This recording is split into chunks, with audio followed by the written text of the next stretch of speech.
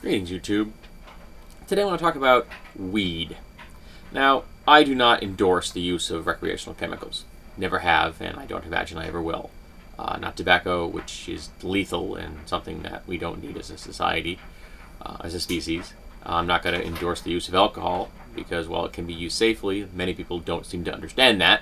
And we have something known as a drinking culture in many parts of the world, which is mind-blowing.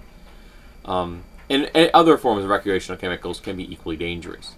But the reality is that most people using recreational chemicals, except for like tobacco, which I don't really know anyone that uses completely socially, 90% of the people can use it without addiction. And so you only got about 10% of the population that's going to become addicted to any particular chemical or group of chemicals, like opiates would probably fall into one category. And keeping track of how those drugs have an impact on crime is important. So this is a study out of the University of Texas, Dallas. Here's a quote. The main finding is that we found no increase in crime rates resulting from medical marijuana legalization, explained Dr. Robert Morris, Associate Professor of Criminology and lead author of the study, which was recently published in the journal PLOS One. That just sounds weird, but okay. In fact, we found some evidence of decreasing rates of some types of violent crime, namely homicide and assault, which is, in my opinion, not shocking. I don't know if you've ever been around people who have been stoned. They aren't particularly aggressive. They aren't particularly dangerous. And frankly, of the available chemicals in the world that people use on a recreational basis, weed is one of the most harmless. I'm not saying it's harm-free, but in the great scope of things, it's one of the most harmless. And it should be freely available, and we should stop putting people in prison for the use of recreational chemicals. I advocate abolishing all illegal drugs. Just make everything legal. Take half the money that we're now wasting on putting these people in jail and put it into medical research on how to help addicts, the 10% of people who become addicted, and the rest of the money we can pay towards the debt. Bingo! Help pay down the debt. Conservatives should love that idea. Oh, in fact, I forget. Social conservatives will hate that idea. They love the idea of controlling the lives of others. Well, I guess we're right back to square one, aren't we? But I don't think it's a surprise that weed is not causing a spike in crime. And in fact, if we were to legalize all drugs, we would also undermine organized crime around the world. If suddenly drug production could be done legally and domestically, a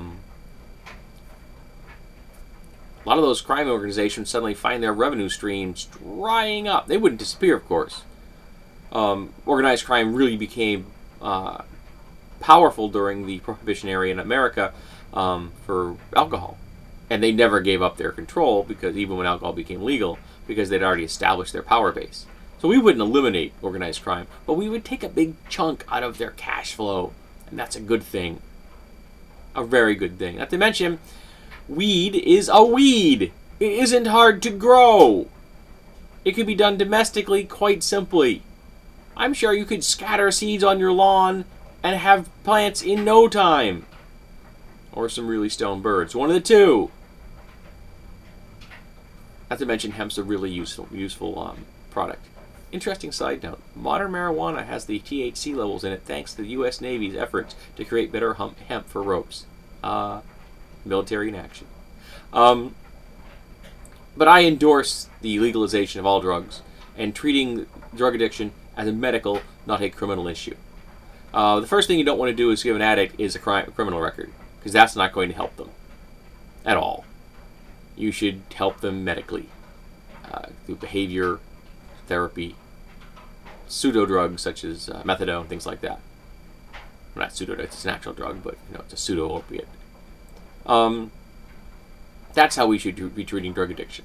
Remember, most people that use drugs do not become addicts. It's only a small percentage that become addicts, and we as a culture and a society can handle that small percentage if we treat them medically. if we accept that they are addicts and we help them as a society. If we don't vilify them, if we don't penalize them by throwing them into prison and actually turning them into real criminals. That would be the good thing. Treat them humanely, as people. Help them. Find out why they're addicted. Help them solve those problems that cause the addiction. That let them use a chemical as a crutch, as opposed to dealing with the issues they have in their life. We need a whole lot more cognitive behavior therapists and many fewer prison guards. That would be a good step in the right direction now, wouldn't it? So, at least this study supports the fact that weed is not causing a spike in crime, and in fact, seems to be helping driving down homicide and assaults. Isn't that good news?